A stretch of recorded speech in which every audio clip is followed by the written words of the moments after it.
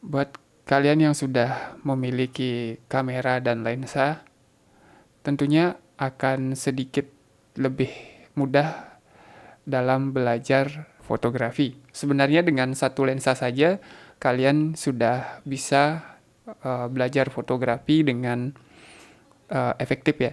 Jadi saya Dwi Arsana, saya akan membagikan pengalaman fotografi saya.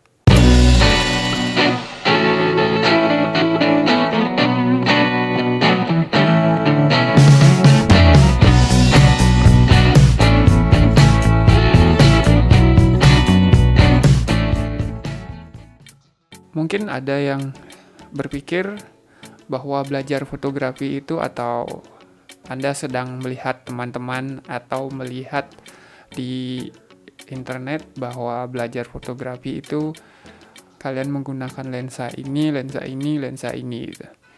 Jadi semisalnya kalian sudah profesional dan memang sudah berkecimpung di bidang itu tidak masalah karena tentunya kalian akan mendapatkan pendanaan untuk membeli segala jenis equipment yang kalian butuhkan. Tapi kalau di sini masih dalam proses belajar, jadi sebenarnya satu lensa saja sudah cukup. Adapun lensa yang akan saya rekomendasikan di sini adalah lensa fix. Jadi lensa fix itu adalah cuman focal length-nya cuman satu. Misalnya kalian punya lensa yang seperti ini Canon 50 mili. Jadi zoom in zoom out itu tidak bisa. Jadi kalian bisa menggunakan ini. Atau kalian bisa menggunakan lensa kit bawaan dari kamera kalian yang kalian beli satu paket dengan bodinya. Nah, lalu bagaimana cara belajarnya? Yang kalian perlukan adalah selotip. Jadi kenapa saya bilang satu lensa saja sudah cukup? Jadi saya tadi hanya mencontohkan, jadi saya sebenarnya bawa dua lensa di sini, jadi saya hanya mencontohkan saja. Terlepas dari lensa apapun yang kalian punya. Jadi sebenarnya apa objektif yang akan kalian pelajari di sini atau objektif yang ingin dicapai itu apa? Oke, yang pertama itu kalian akan belajar komposisi. Jadi misalnya kalau kalian menggunakan lensa zoom seperti ini, sebenarnya bagus, tapi itu membuat kita jadi malas untuk mengambil angle. Dan biasanya kalau main lensa seperti ini, saya tidak bilang ini jelek ya, karena sekali lagi saya bilang ini adalah proses pembelajaran. Jadi proses kreatifnya itu kurang gitu, bukan tidak ada, kurang gitu. Jadi kalian bermain itu zoom gitu. Jadi kurang menurut saya kurang bisa mengeksplor gitu. Beda halnya dengan lensa ini, kalian akan berusaha mencari komposisi yang semenarik mungkin dan yang sebaik mungkin menggunakan lensa dengan satu focal length atau lensa fix seperti ini. Nah, terus yang selanjutnya angle juga akan menjadi lebih kreatif dan seperti yang saya bilang barusan, kalian akan menemukan banyak variasi angle menggunakan lensa ini gitu. Terus yang selanjutnya framing, bagaimana kalian mengisolasi subjek fotografi kalian menggunakan lensa fix ini. Nah, dari sini juga kalian akan menyadari bahwa keterbatasan itu akan memaksa kalian untuk berpikir lebih kreatif. Jadi kalau sudah punya semuanya, kadang males kok tidak ada perkembangan fotografinya kayak gitu. Jadi kalian hanya akan bergantung kepada gadget gitu. Jadi ada istilahnya gadget acquisition syndrome. Jadi kalian akan melakukan sesuatu setelah memiliki sesuatu gitu. Nah, itu sebenarnya proses kreatifnya kurang. Jadi kalau kalian punya lensa, atau gini deh, kalian challenge diri kalian sendiri menggunakan satu lensa saja. Misalnya anggaplah kalian hanya punya lensa zoom yang seperti ini bawaan dari kamera Lumix ini, itu di 1442. Jadi saya mau main di 25. Ini ada tulisan 25-nya. Kemudian ini ada selotip. Jadi caranya adalah di mana lagi ini?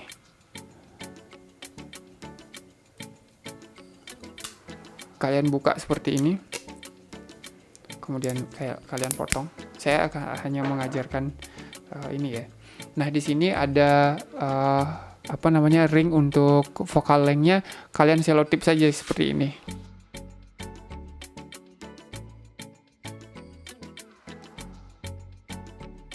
Jadi biar dia itu tidak berpindah-pindah. Ini adalah satu trik yang sebenarnya sering saya gunakan untuk melatih skill fotografi saya. Saya sering melakukan ini. Jadi saya men-challenge diri saya sendiri agar tetap tetap sharp gitu. Dan kalian tinggal mengeksplor apapun yang ingin kalian potret dengan menggunakan trik ini. Jadi sebenarnya masih banyak lagi trik-trik agar kita itu menjadi lebih kreatif. Jadi jangan lupa subscribe channel saya, dan sampai ketemu lagi di video saya selanjutnya. Bye. Bagi seorang fotografer, tentunya kalau ditanya apa saja equipment yang dibawa ketika traveling, tentunya langsung banyak ya. Ada flash, tripod, light stand, gimbal, lighting, tripod, 3-point light, softbox. Itu langsung kepikiran semua gitu. Tapi sebenarnya kalau saya traveling hanya perlu 2 saja yang akan saya bawa. Selain untuk kenyamanan pas saat perjalanan, juga itu lebih ringkas dan efektif. Jadi saya Dwi Arsana, saya akan bagikan pengalaman fotografi saya.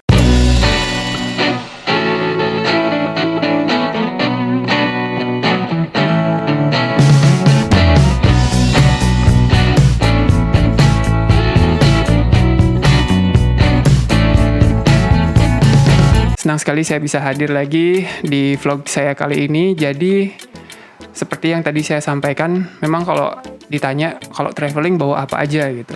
Kalau saya itu sebenarnya hanya 2 aksesoris saja yang perlu saya bawa, dan menurut saya ini paling efektif ya. Karena tidak terlalu berat dan tidak mengganggu pas saat traveling gitu.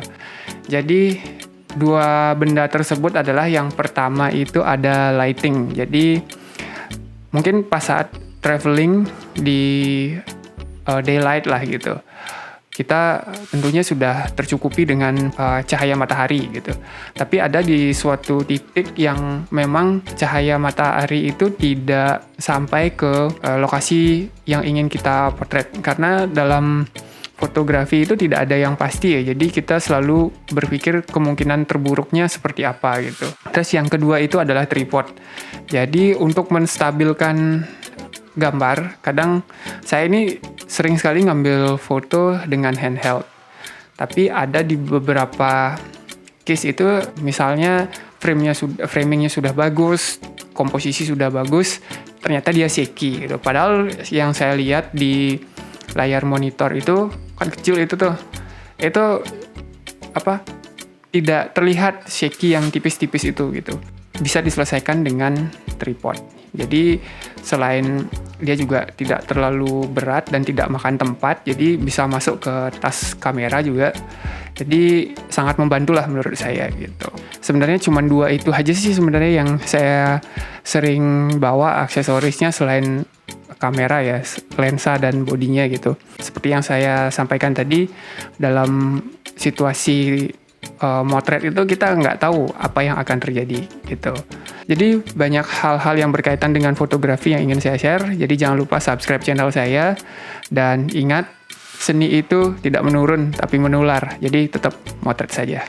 Dalam fotografi memang banyak sekali teori, tapi kalian hanya perlu 3 elemen dalam fotografi untuk membuat hasil fotografi kalian menjadi lebih baik. Saya Dwi Arsana, saya akan membagikan pengalaman fotografi saya.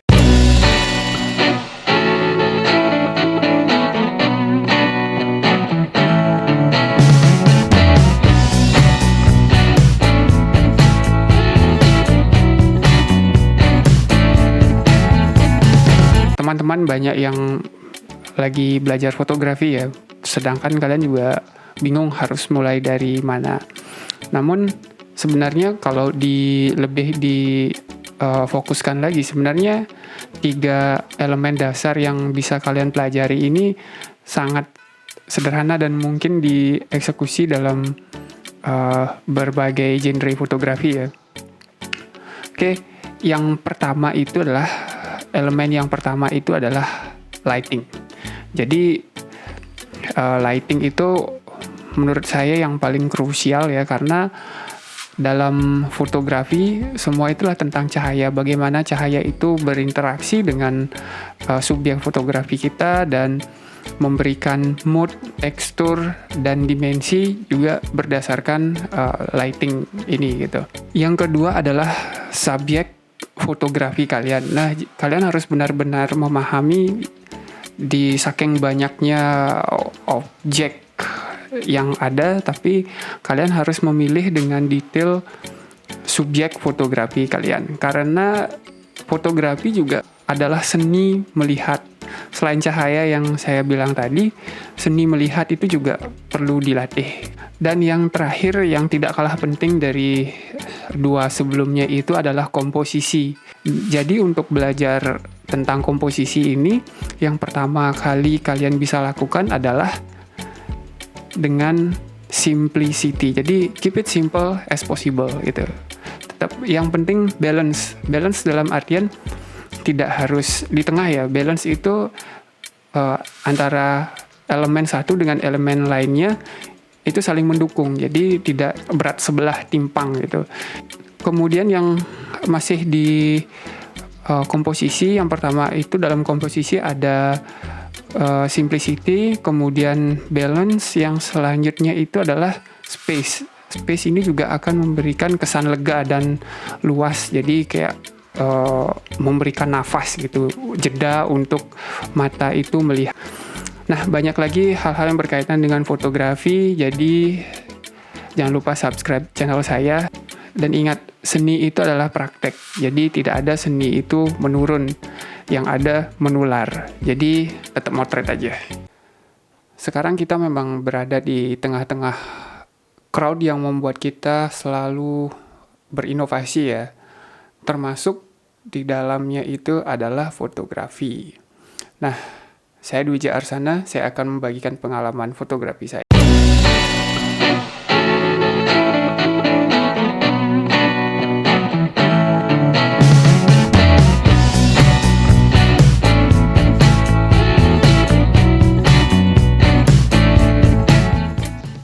Tentunya kalian sudah bisa menebak saat ini itu memang segalanya itu sudah ada ya, jadi banyak persaingan.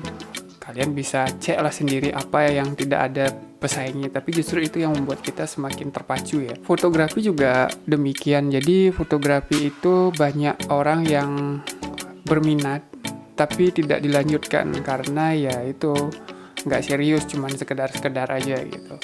Lalu pertanyaannya adalah, apakah saat ini merupakan momen yang tepat untuk belajar fotografi di tahun 2021 ini? Jika saya menjawab tidak ada kata terlambat untuk belajar, maka selesai sudah video ini sampai di sini ya. Jadi saat inilah eranya fotografi sebenarnya. Beda halnya dengan zaman dulu ya, kalau orang mau belajar benar-benar harus berusaha keras, selain equipment-nya juga yang memang susah didapat, terus harganya juga mahal dan tidak semua orang bisa belajar. Tapi sekarang ini bahkan dengan handphone saja kalian sudah bisa belajar fotografi dasar ya. Jadi ya inilah era emasnya fotografi. Bahkan sekarang kamera itu saya sampai bingung, ini sebenarnya kamera buat apa gitu, terlalu canggih menurut saya. Banyak yang belajar seperti yang saya sampaikan tadi, banyak yang belajar tapi banyak juga yang gagal karena ada beberapa faktor ya. Di antaranya motivasi untuk belajar itu, jadi mungkin aja sekedar hobi atau ya sekedar bisa ngambil foto atau sekedar bisa pamer ke teman-teman atau keluarga, mungkin hanya sebatas itu gitu. Terus yang kedua, banyak yang beranggapan DSLR itu menghasilkan gambar yang lebih bagus daripada handphone. Ini bisa iya, bisa tidak gitu ya.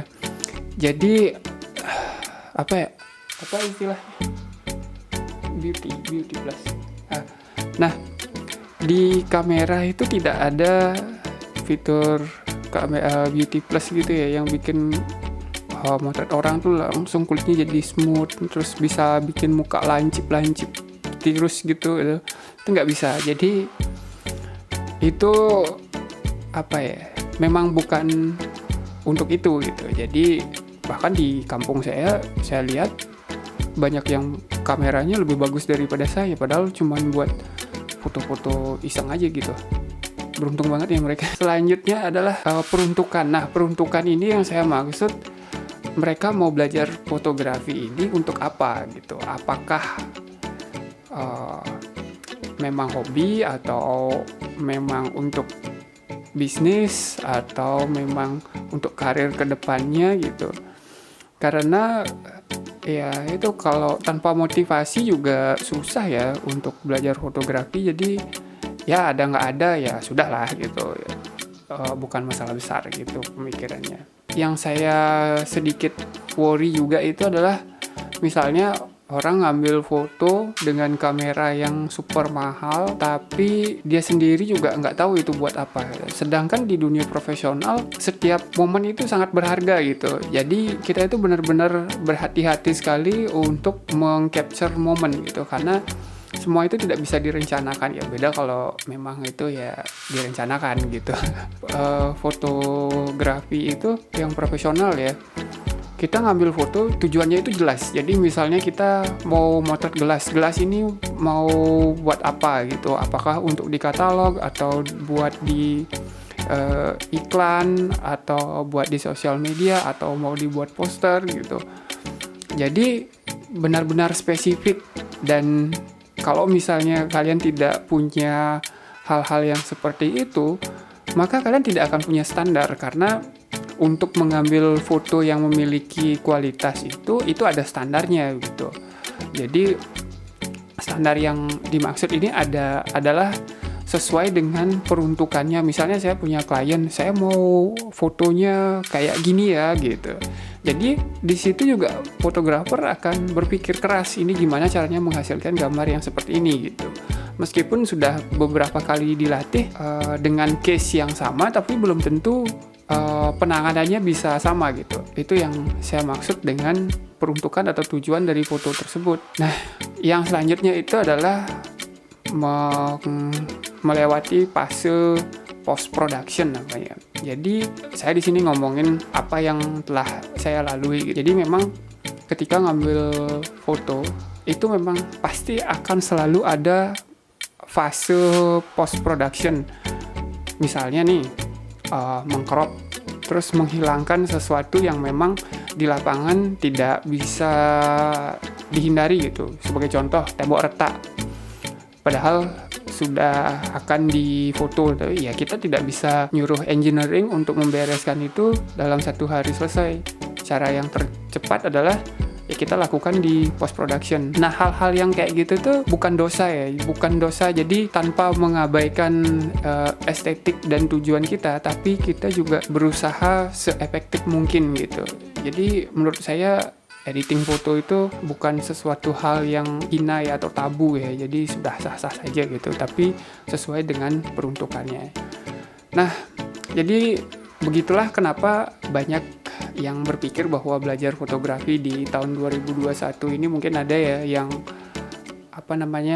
berpikir telat. Itu jangan berpikir seperti itu. Apapun bisa dipelajari, yang penting kalian belajarnya itu benar-benar terstruktur dan terarah gitu, jangan lompat-lompat. Sekarang belajar ini, besok belajar ini gitu. Jadi nggak terarah. Pada akhirnya kacau jadinya gitu, nggak selesai-selesai apa yang kalian pelajari gitu. Masih banyak hal yang berkaitan dengan fotografi yang ingin saya sharing, jadi jangan lupa subscribe channel saya, dan akhir kata sampai ketemu lagi di video saya selanjutnya. Fotografi adalah tentang cahaya, lalu bagaimana caranya kita memahami cahaya ini? Saya Dwija Arsana, saya akan membagikan pengalaman fotografi saya.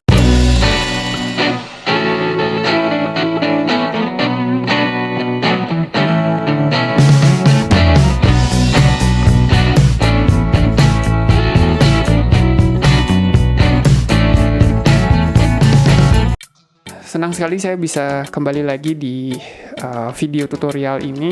Jadi saya akan membagikan tools yang bisa teman-teman manfaatkan untuk belajar lighting. Sekarang kita langsung ke simulatornya. Oh, sebelum saya mulai dengan simulatornya, jadi saya mau mengingatkan lagi di sini. Jadi di sini hanya mensimulasikan bagaimana cahaya atau modifier dari masing-masing lighting ini akan bekerja. Tapi sudah cukup bagus sih, jadi membantu teman-teman untuk memahami bagaimana sih setup lightingnya gitu. Nah, untuk link dari simulatornya ada di deskripsi. Di sini namanya adalah Virtual Lighting Studio by Zvork. Saya nggak tahu bagaimana cara pengucapannya yang benar. Jadi ini benar-benar sangat sederhana sekali, tapi cukup membantu ya untuk memahami belajar tentang lighting gitu. Di sini ada tombol press to start. Nah, di sini ada tombol yang akan saya jelaskan satu-satu. Di sini ada modelnya, kemudian di sini ada layoutnya. Ini bisa diklik. Nah, seperti ini dia layoutnya. Kemudian di sini ada modelnya, ini namanya siapa ya? Perry Smith. Kemudian ini namanya Bob. Terus kemudian ini Angela. Oke, untuk memulainya ini tips ya. Untuk belajar lighting, mulailah dengan satu lighting dulu, jangan langsung jebret 3 gitu. Itu lebih gampang memahami bagaimana cahaya itu jatuh ya. Oke, di sini ada light 1. Kemudian ini bisa dipencet. Nah, ini ada snoot. Kemudian di sini ada ring light, ada softbox ukuran 40x50, kemudian ada 60x90. Kemudian ini juga ada flashlight. Oke. Terus saya akan pakai apa ya? Softbox aja deh. Kemudian di sini ada gel. Teman-teman bisa pilih di sini. Saya non aja untuk yang di sini. Kemudian, nah ini untuk menaikkan berapa stop ya gitu. Kemudian di sini ada ini. Ini untuk memindahkan lampunya. Jadi clockwise, searah jarum jam. Kemudian ini counter clockwise. Ini untuk berlawanan dengan arah jarum jam. Ini persis di depan maksud saya. Nah, teman-teman bisa lihat di sini nih, persis seperti ini. Kemudian ini untuk naik turunnya. Kalau ini dia naik. Nah, teman-teman bisa lihat seperti itu. Kemudian ini turun.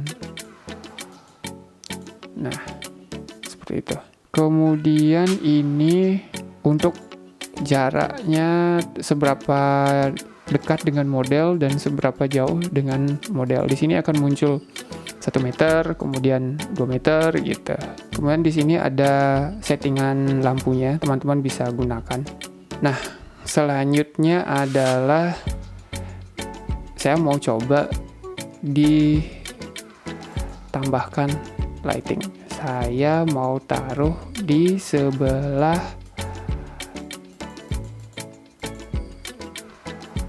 sini. Saya kasih gel warna biru misalnya. Ya, jadi teman-teman bisa main-main dengan ini. Saya ini cahayanya saya agak redupin. Kemudian yang sini saya tambahkan warna pink misalnya. Nah, seperti itu. Dan teman-teman juga bisa di sini mengganti tipe lampunya. Misalnya saya pakai snoot gitu misalnya. Nah, jadi fokus dia ya. Saya lebih suka pakai softbox. Nah, seperti ini. Seperti ini. Oke. Kemudian saya mau tambah lagi nih biar banyak nih lampunya nih. Saya tambahkan, teman-teman di sini bisa main-main ya dengan lampu. Kemudian saya jauhkan, kemudian saya kurangi 2 stop. Teman-teman bisa coba. Nah, mungkin saya tambahkan kuning kali ya. Nggak kelihatan. Mungkin ganti model kali ya. Nah, atau nggak kita pakai bob aja. Nah, seperti ini. Saya tambahin lagi. Terus saya nggak tahu ini bisa mundur lagi apa gimana ya. Nah, teman-teman bisa main-main seperti ini. Jadi cukup menyenangkan ya cara belajar lighting ini. Dan itu saja dari saya. Semoga video ini bermanfaat buat teman-teman yang belajar fotografi. Dan saya juga sebelumnya sudah membuat untuk belajar exposure. Linknya bisa cek di sini. Sebenarnya masih banyak lagi hal-hal yang berkaitan dengan fotografi yang ingin saya share. Jadi jangan lupa subscribe channel saya. Dan akhir kata, sampai ketemu lagi di video saya selanjutnya. Memilih genre fotografi memang membingungkan. Tidak hanya Anda, bahkan banyak orang yang di awal memang sulit menentukan mau kemana arah fotografi saya. Bahkan saya sendiri pun mengalami hal yang sama. Saya Dwija Arsana, saya akan membagikan pengalaman fotografi saya.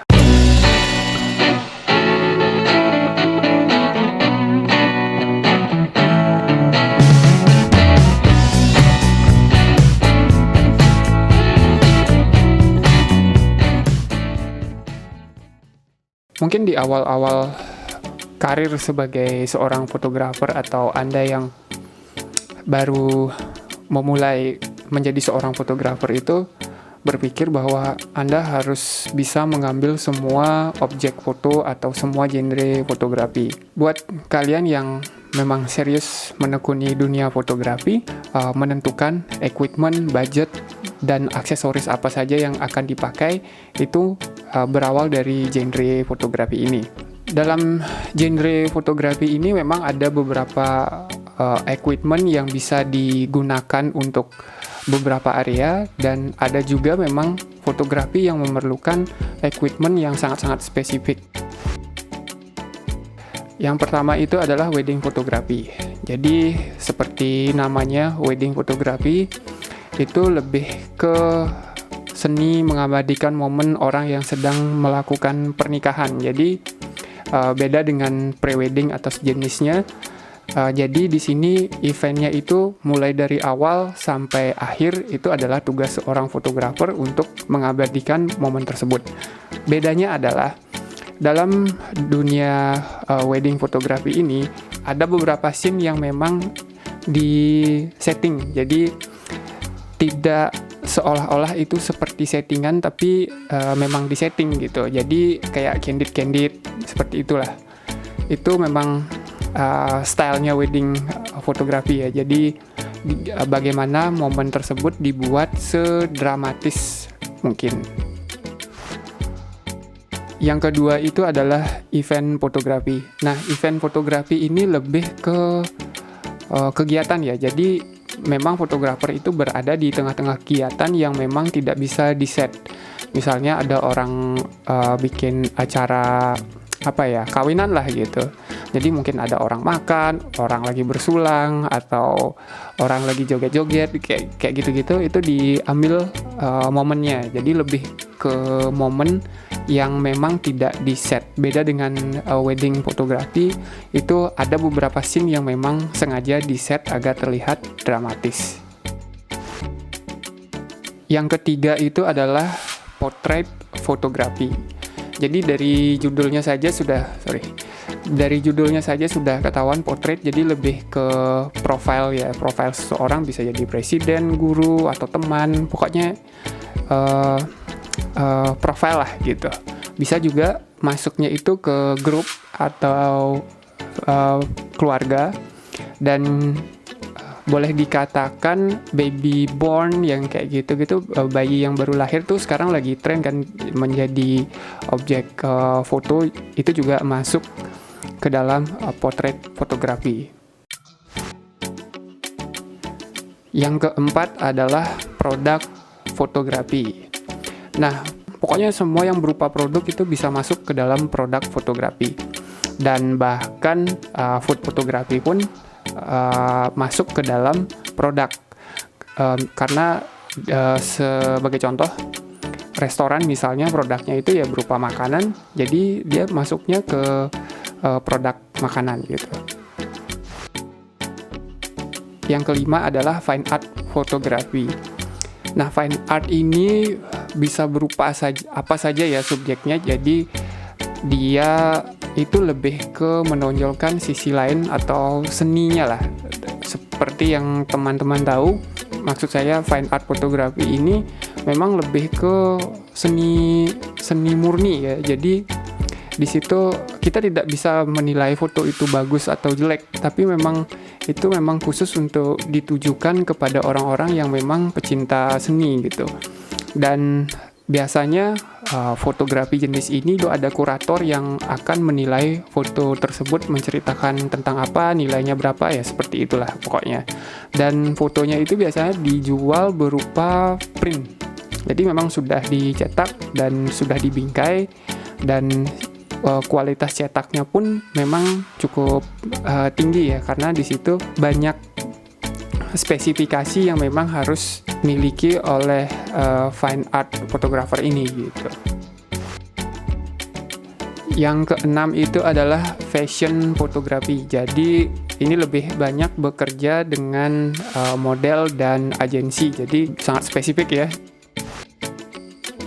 Yang selanjutnya itu adalah yang terakhir, arsitektur fotografi. Jadi ini lebih banyak ke bangunan. Jadi semua yang berupa bangunan, baik itu jembatan, rumah, dan gedung pencakar langit, itu menjadi objek gitu.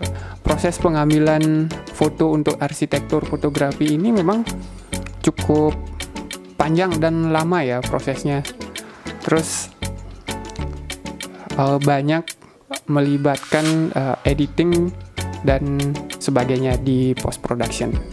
Dari ketujuh genre fotografi ini mungkin teman-teman masih bingung mau menentukan ke arah mana, tapi jangan khawatir, semua orang mengalami fase itu. Dan sebenarnya masih banyak hal-hal fotografi yang ingin saya sharing, jadi jangan lupa subscribe channel saya. Dan akhir kata, sampai ketemu lagi di video saya selanjutnya. Dunia fotografi, komposisi itu menjadi salah satu peranan yang cukup penting dalam membuat sebuah foto. Saya Dwija Arsana, saya akan membagikan pengalaman fotografi saya.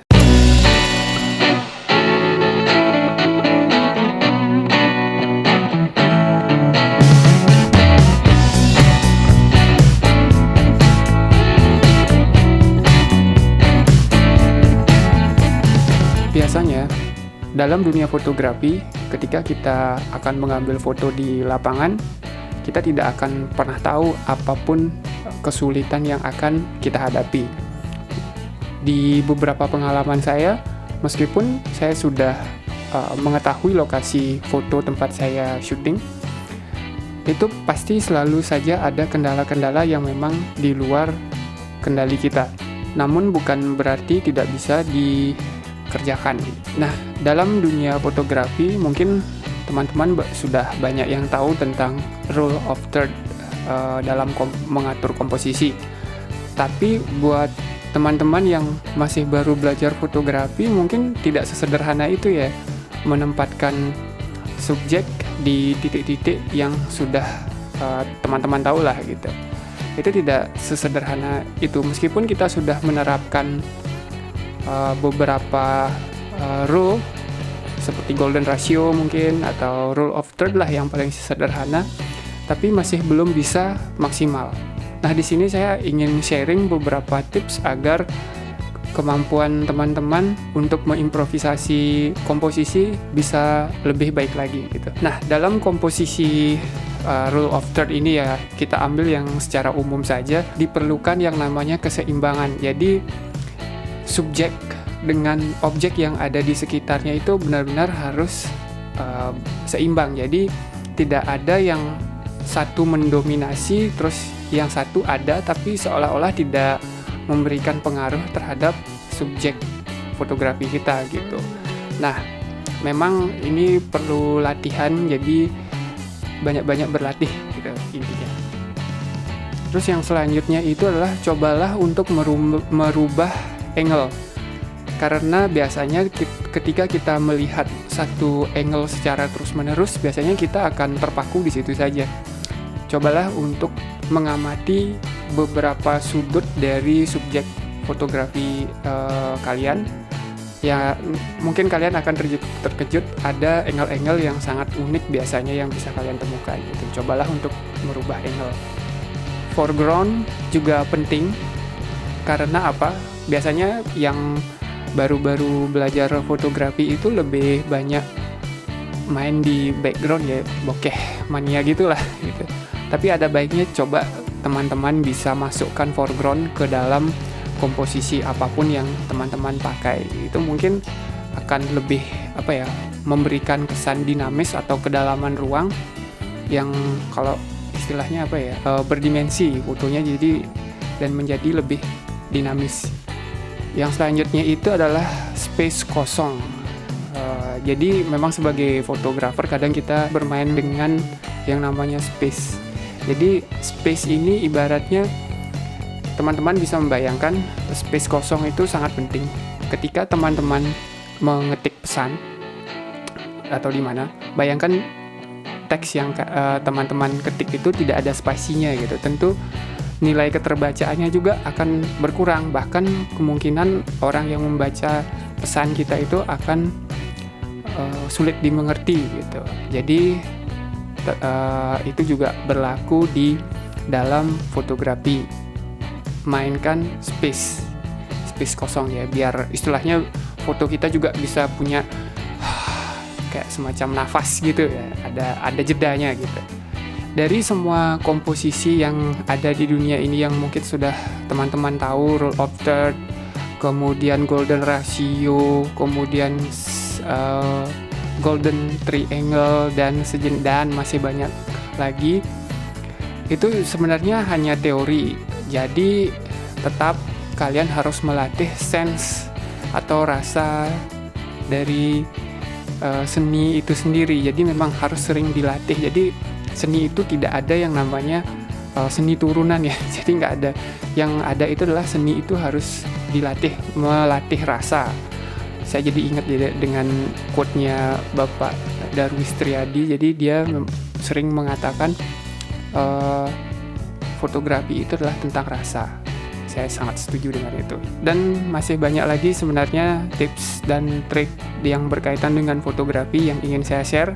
Jadi jangan lupa subscribe channel saya dan sampai ketemu lagi di video saya selanjutnya. Bye. Setelah dari timur ke barat mencari klien dan akhirnya kalian mendapat klien fotografi kalian. Namun apa yang harus dipersiapkan? Jadi saya Dwi Arsana, saya akan membagikan pengalaman fotografi saya.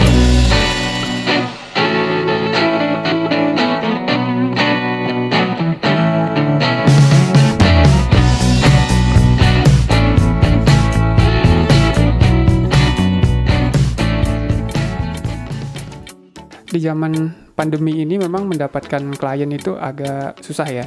Dan bukan agak sih, memang susah. Terlepas dari itu, ketika kalian mendapatkan klien fotografi untuk pertama kali, mungkin ada beberapa yang bingung meskipun kalian sudah mahir lah di bidang fotografi, namun ketika berhadapan dengan klien itu beda ceritanya gitu. Terkadang kita harus menyampingkan ego dan idealisme kita. Nah, untuk mendeliver project kalian agar tetap sukses, yang pertama kali itu harus dipastikan adalah jenis projectnya. Jadi ini pengalaman saya memang pernah sih ngambil foto jenis prewedding gitu, tapi itu di tahun berapa itu saya sampai lupa sudah. Nah, belakangan saya mendapat tawaran untuk mengambil prewedding, tapi karena memang style fotografi saya tidak di sana, jadi saya nggak ambil karena ini masalah reputasi ya. Dan pada akhirnya apa yang saya lakukan, saya melempar pekerjaan tersebut ke teman-teman fotografer saya yang memang expertise di bidang itu gitu. Jadi ini untuk menjaga kualitas kita ya. Jadi menurut saya ya itu adalah cara terbaik. Mungkin ada yang tidak sependapat dengan saya, jadi ya silahkan saja gitu. Yang selanjutnya itulah mengetahui kebutuhan klien. Yang saya maksud ini adalah misalnya dia membutuhkan foto untuk poster gitu misalnya. Jadi ya kalian harus memikirkan poster apa yang akan dibuat, kemudian bagaimana kalau misalnya teman-teman dari dunia desain pasti sudah tahu di situ ada headline, body copy, closing yang seperti itu pasti sudah paham ya tentunya. Nah, itu juga harus detail, jadi tidak boleh kalian mengabaikan hal-hal seperti itu, karena di sini tetap produk yang ingin dipromosikan itu yang harus yang harus ditonjolkan gitu. Jangan sampai ketika ditambahkan dengan tipografi dan sebagainya justru produknya malah hilang gitu. Nah, itu ya harus dijaga gitu. Tapi kebanyakan juga dari beberapa klien saya tidak tahu bahwa ada hal-hal yang seperti itu. Ada baiknya memang disampaikan. Ini fotonya buat apa gitu. Apakah hanya untuk di website atau di sosial media atau dicetak untuk dijadikan poster atau sebagainya gitu. Karena ya tidak bisa satu media dijadikan patokan, itu sulit. Kita harus bisa mengatasi hal-hal seperti itu gitu. Yang selanjutnya adalah ekspektasi. Nah, menjaga ekspektasi klien ini juga penting. Jangan sampai kita memberikan angin surga ya. Jadi kita nanti hasilnya akan seperti ini, jangan gitu. Ada baiknya di situ ada diskusi apa yang ingin dicapai dan apa yang akan fotografer berikan seperti itu. Dan yang terakhir di sini, siapkan plan B. Biasanya ketika photoshoot kita sudah merencanakan nih bahwa A, B, C ini yang akan dieksekusi, tapi di lapangan kadang berubah dengan sendirinya. Nah, teman-teman harus mengeluarkan hasil yang terbaik karena ini masalah reputasi ya. Jadi selalu siapkan plan B. Memang klien itu unik ya, jadi tiap klien itu memiliki karakteristik yang berbeda-beda. Nah, kebanyakan dari kita itu memang masih ada ego, tapi kita kembali harus realistis. Jadi ego dan idealisme kita itu harus dikesampingkan dan mengedepankan kualitas ya. Kualitas yang tentunya juga sesuai dengan apa yang klien harapkan gitu. Nah, sebenarnya masih banyak hal-hal yang berkaitan dengan fotografi yang ingin saya share. Jadi jangan lupa subscribe channel saya dan sampai ketemu lagi di video saya selanjutnya dan tetap berkarya. Belakangan mungkin teman-teman yang punya handphone juga tahu ya, mungkin sekitar 3 atau 4 tahun yang lalu sudah muncul tren namanya mobile fotografi. Nah, apa sih mobile fotografi itu? Saya Dwi Arsana, saya akan bagikan pengalaman fotografi saya.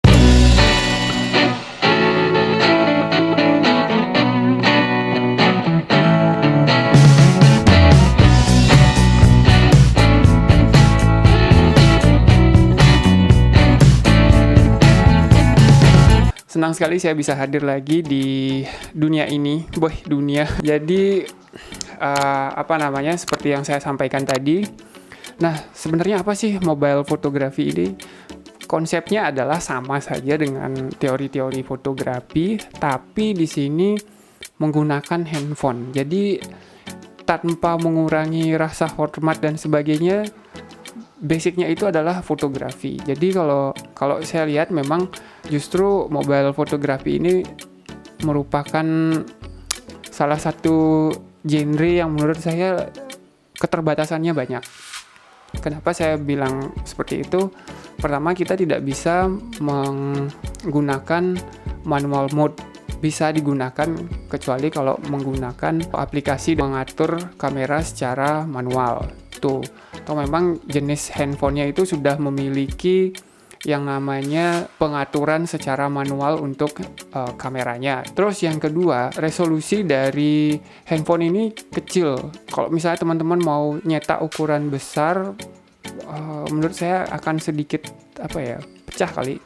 Karena cuman 72 dpi. Jadi biasanya 72 itu digunakan untuk web dan sosial media biasanya 72. Jadi kalau teman-teman ada yang mau upload ke web, resolusinya jangan sampai di atas itu ya, pasti bakalan lama untuk di loadnya gitu. Oke, jadi kita langsung ke topik. Jadi foto ini saya ambil kemarin ya, dan ini sebelum dan ini sesudahnya tuh.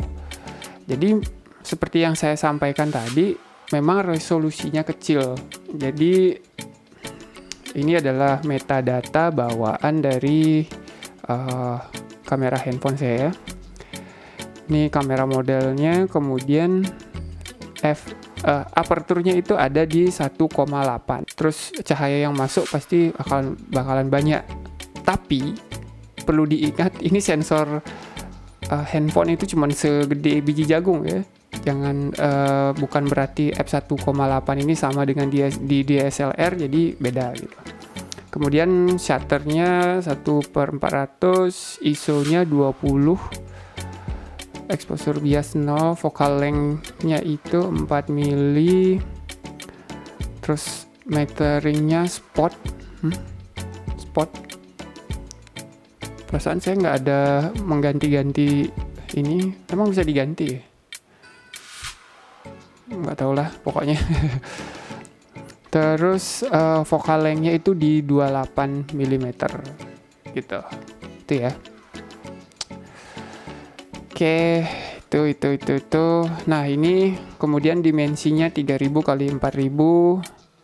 Terus nah ini yang saya sampaikan tadi, horizontal resolutionnya itu di 72 dpi.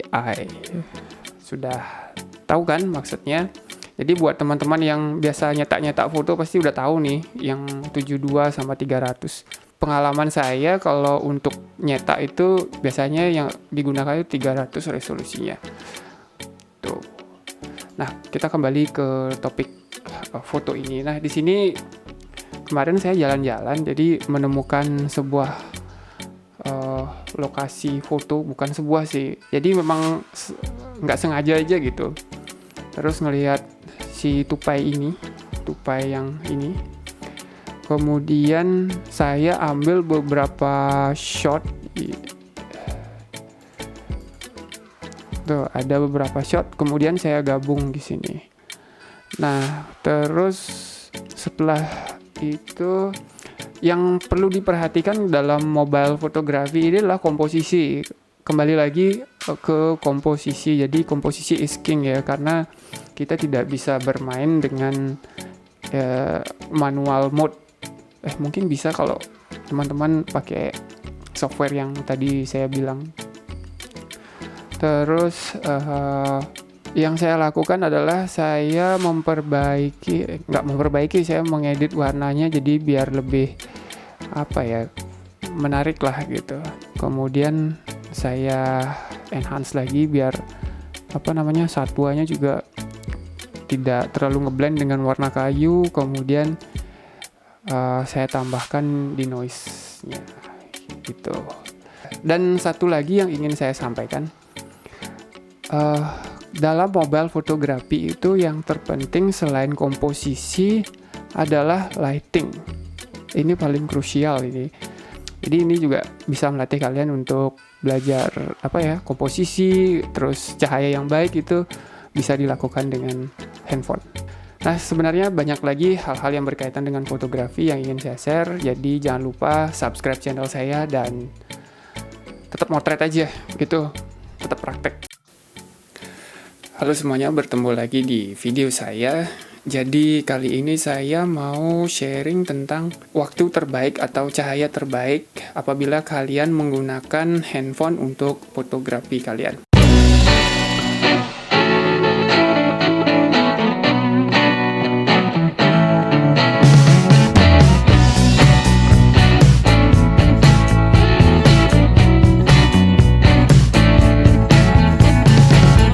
Yang paling krusial ini adalah cahaya ya. Jadi di sini saya akan memberikan beberapa dari pengalaman saya kalau mengambil foto menggunakan handphone. Kemarin saya juga sempat mengambil beberapa sampel foto menggunakan handphone di jam yang berbeda. Mungkin teman-teman sudah ada yang pernah melihat foto saya yang ini. Foto ini saya ambil menggunakan handphone pada jam sekitar jam 4-an gitu ya. Jadi masih masuk golden hour. Kemudian saya edit di Photoshop. Nah, hasilnya seperti ini. Nah, terus kemarin saya ada ambil foto ini di jam 1-an gitu. Tapi ada beberapa hal yang perlu saya highlight di sini. Yang pertama itu adalah kontras. Nah, di sini cahayanya terlalu kontras antara highlight dan shadow. Jadi teman-teman bisa lihat di sini. Terus warna itu saturasinya terlalu tinggi. Menurut saya pribadi aneh kelihatannya gitu. Jadi kayak nggak natural antara warna langit, warna laut, dan warna pasirnya itu terlalu saturasinya terlalu tinggi.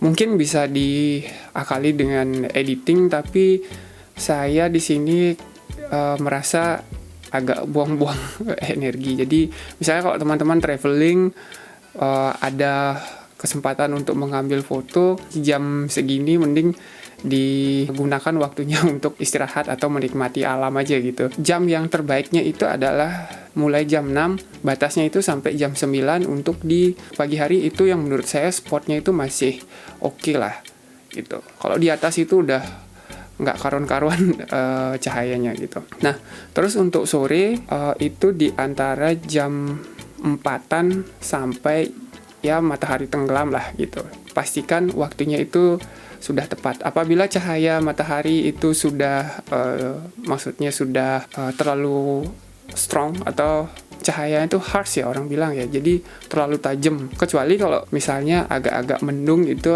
cahayanya nggak terlalu kontras antara highlight dan shadow, nggak terlalu parah, jadi oke lah. Jadi disesuaikan dengan kondisi juga gitu. Nah, sekian dari saya, semoga videonya bermanfaat. Jangan lupa like dan subscribe. Sampai ketemu lagi di video saya selanjutnya, dan ingat, seni itu tidak menurun tapi menular. Fotografi memang hampir sama dengan ilmu-ilmu lainnya, jadi dia itu bisa dipelajari gitu. Dan tentunya ada beberapa mitos yang mungkin akan menghambat kalian dalam belajar. Saya Dwija Arsana, saya akan membagikan pengalaman fotografi saya.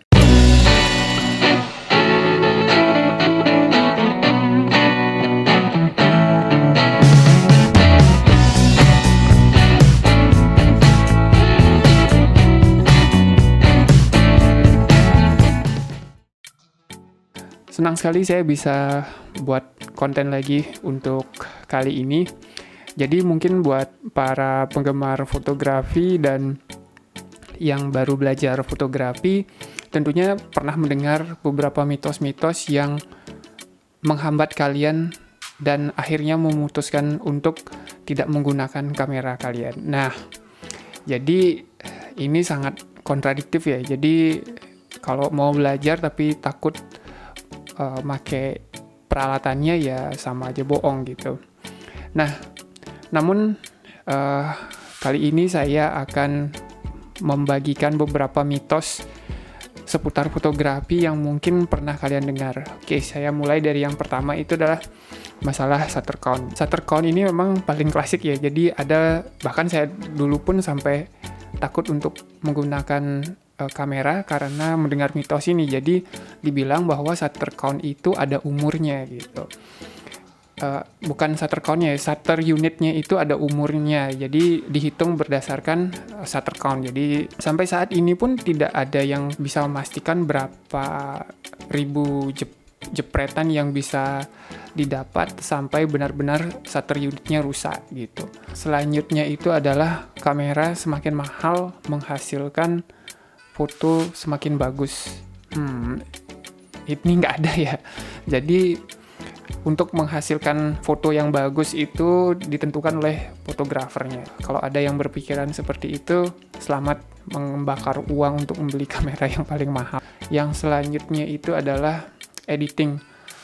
Nah, editing, saya sering melakukan editing foto ya. Jadi gini, editing itu diperlukan untuk memperbaiki, bukan memperbagus. Jadi itu adalah konsep saya dalam fotografi. Jadi foto yang memang sudah bagus diedit itu untuk menambah nilai jualnya gitu. Dan saya pikir sah-sah saja ya. Jadi kalau memang fotonya bagus, ya kalau diedit pun enak. Tapi kalau sudah fotonya jelek, ya jelek yang dalam artian misalnya under, terus komposisinya kurang bagus, itu sudah sangat-sangat fatal ya. Jadi mending saya ambil foto ulang lagi. Jadi tidak harus melalui tahap editing gitu. Itu menurut saya. Nah, jadi sebenarnya di era sekarang itu sudah sangat mudah sekali ya. Kemarin saya sempat posting tentang segitiga exposure. Jadi di situ kalian bisa belajar segitiga exposure tanpa menggunakan kamera tapi menggunakan simulator. Link ada di deskripsi. Jadi teman-teman bisa cek di situ kalau misalnya teman-teman ingin belajar secara teori tapi dibantu dengan simulator agar lebih cepat paham, bisa menggunakan simulator itu. Saya juga ada sharing tentang simulator untuk lighting. Jadi teman-teman bisa belajar setup lighting menggunakan simulator dan hasilnya juga cukup oke. Dan ini saya perjelas lagi, ini untuk membantu kawan-kawan belajar teori untuk memahami bagaimana cara kerjanya gitu. Jadi bukan jalan pintas ya. Jadi ketika pakai simulator ini kalian langsung hebat, saya nggak menjanjikan itu. Jadi ini adalah sarana kalian untuk belajar. Seperti yang saya bilang tadi, belajar di era sekarang itu sudah sangat mudah dibandingkan di zaman saya dulu. Sebenarnya masih banyak hal-hal berkaitan dengan fotografi yang ingin saya share. Jadi jangan lupa subscribe channel saya, dan akhir kata sampai ketemu lagi di video saya selanjutnya. Selain komposisi, cahaya, tentunya ada satu hal yang mungkin tidak banyak dibahas ya, yakni posisi mengambil foto. Jadi di sini tidak ada benar dan salah ya, ini hanya sebagai referensi untuk mengeksplor framing kalian. Saya Dwi Arsana, saya akan membagikan pengalaman fotografi saya.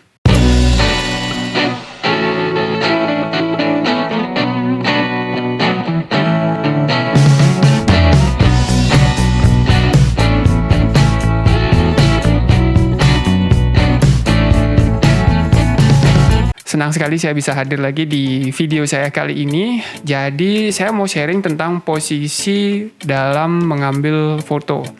Nah, jadi begini. Tentunya kalau kita mengambil foto, posisinya pasti kadang formal sekali ya. Jadi berdiri, duduk gitu.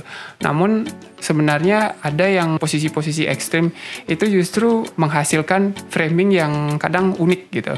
Dan itu juga akan mempengaruhi ke framing kalian. Jadi seperti yang sempat saya sampaikan di video-video saya sebelumnya, jadi apa yang mata kita lihat dengan apa yang kita lihat di kamera itu akan sangat jauh berbeda. Jadi posisi mengambil gambar ini boleh dibilang adalah salah satu trik bagaimana menghasilkan gambar yang tentunya bisa jadi lebih dramatis, bisa jadi lebih buruk, dan kita tidak akan pernah tahu hasilnya seperti apa sampai kita mencoba akhirnya gitu. Saya akan perlihatkan satu contoh. Jadi saya mengambil foto mungkin beberapa minggu yang lalu.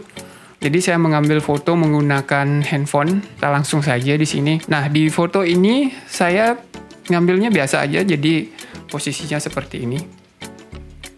Tapi kemudian saya lihat, oke, mungkin perlu sedikit pending sedikit ke kanan. Kemudian hasilnya itu seperti ini. Dan ya hasilnya sih oke sih. Saya lebih fokus ke awannya karena menurut saya ini cukup menarik dan unik.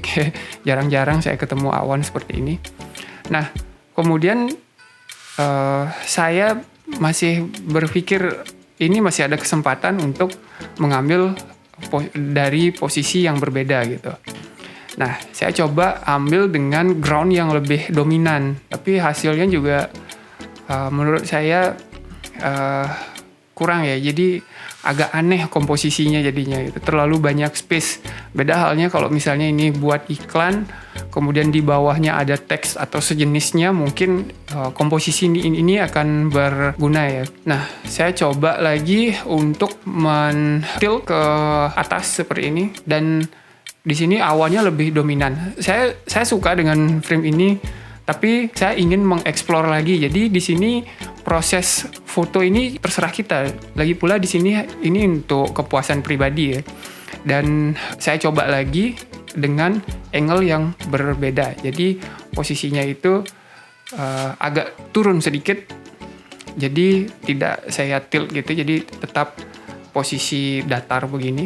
Ini oke, komposisinya hampir 40-60 lah. Di ground 40 dan di atasnya itu sekitar 60% gitu. Dan ini adalah shot yang terakhir. Saya sangat suka karena balance. Jadi di sini kesannya lebih dramatis, dan menurut saya balance karena di bawahnya itu berat dan di bagian atasnya itu juga luas. Jadi balance itu menurut saya gitu. Jadi foto ini saya ambil menggunakan handphone dan nanti akan saya edit mungkin biar hasilnya lebih baik lah. Karena ada beberapa kayak di sini ada sign ini saya ingin take out, tapi ini ada orang bermain, ya oke lah gitu. Atau mungkin saya biarkan saja, ya lihat nantilah. Oke, banyak lagi hal-hal yang berkaitan dengan fotografi yang ingin saya share. Jadi jangan lupa subscribe channel saya, dan jangan lupa seni itu tidak menurun tapi menular. Jadi tetap motret saja. Mungkin kalian sudah tahu tentang teori segitiga exposure. Memang kalau setelah dibaca-baca itu emang sedikit membosankan ya. Jadi untuk belajar saja sudah mulai mumet gitu. Nah, di sini saya Dwi J. Arsana, saya akan sharing pengalaman fotografi saya.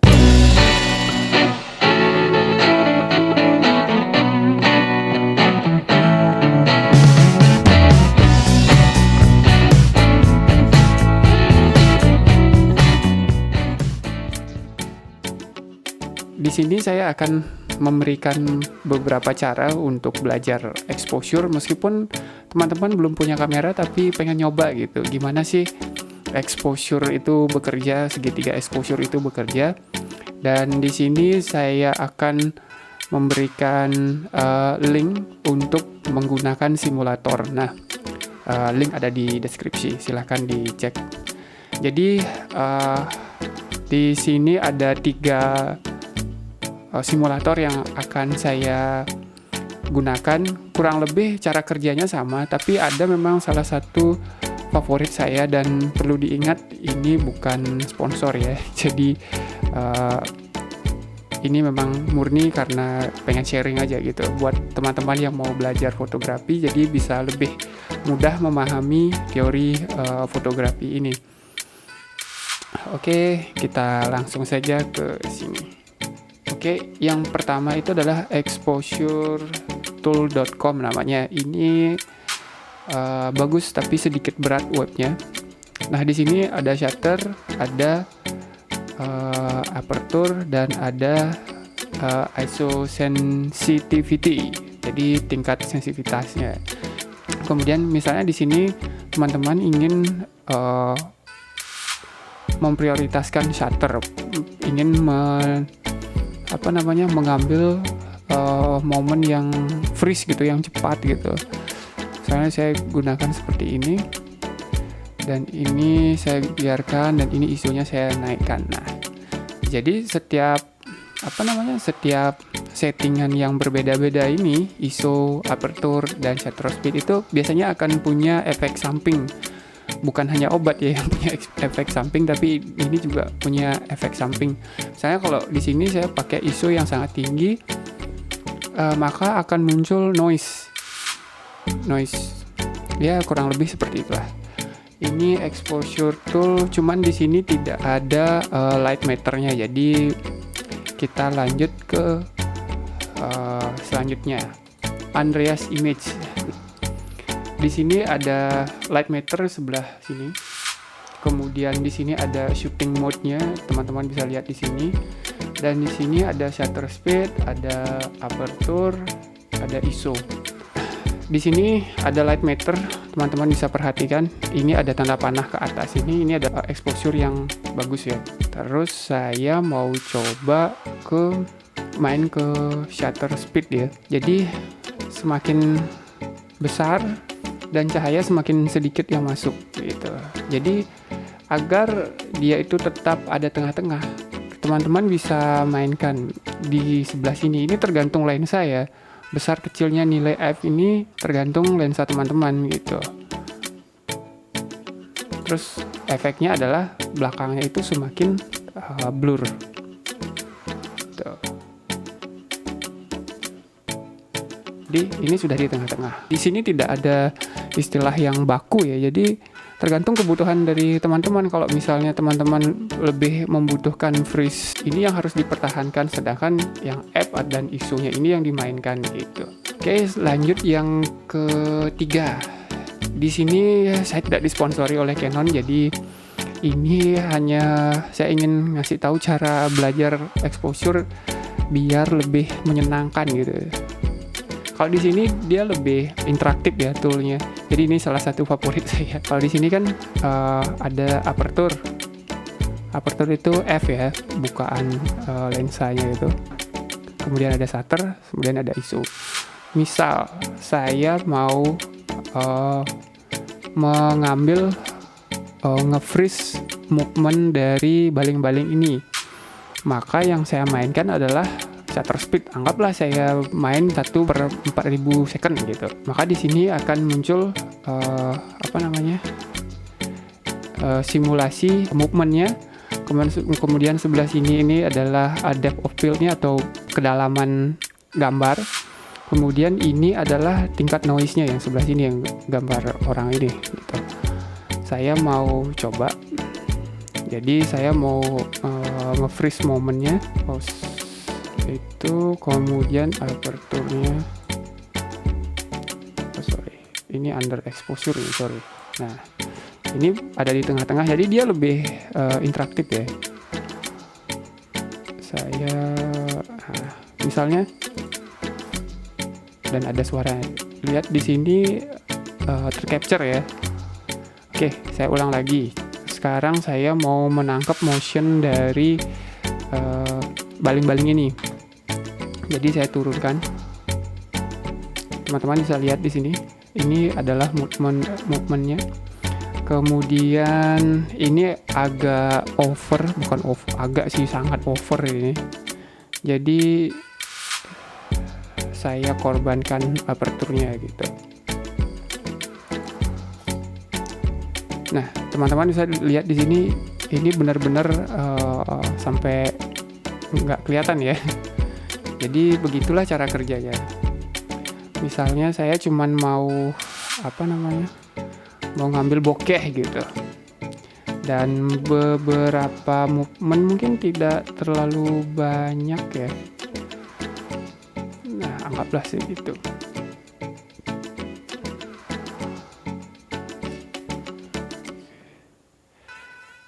anggaplah segitu ya. Nah ini movementnya masih dapat, dan bokehnya juga masih dapat gitu, kedalaman ruangnya masih dapat gitu. Dan di sini juga teman-teman bisa menggunakan ini. Ini hanya ada di Canon kayaknya, kalau di Sony atau di Nikon beda dia namanya gitu. Misalnya teman-teman mau memprioritaskan aperture atau f-nya, maka yang lain shutter dan ISO akan otomatis disesuaikan gitu. Tuh, seperti itu. Kemudian shutter yang menjadi prioritas gitu. Saya mau freeze, dan aperture dan ISO akan menyesuaikan. Seperti itu. Ini movementnya sudah kayak freeze ya. Jadi itu saja sebenarnya dari saya buat teman-teman yang ingin belajar tentang exposure, segitiga exposure. Jadi di sini sangat mudah ya, bahkan teman-teman yang tidak punya kamera pun bisa belajar gitu. Saya ingin mengucapkan terima kasih buat teman-teman juga. Selamat tahun baru. Dan jangan lupa subscribe channel saya, dan sampai ketemu lagi di video saya selanjutnya. Selamat tahun baru 2021.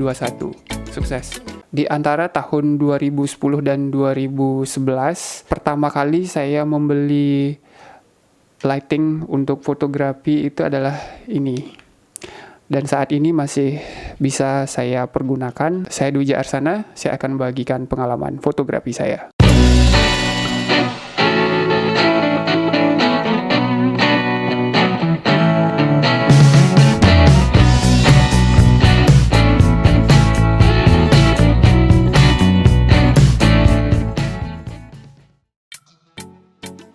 Senang sekali saya bisa kembali membuat video kali ini.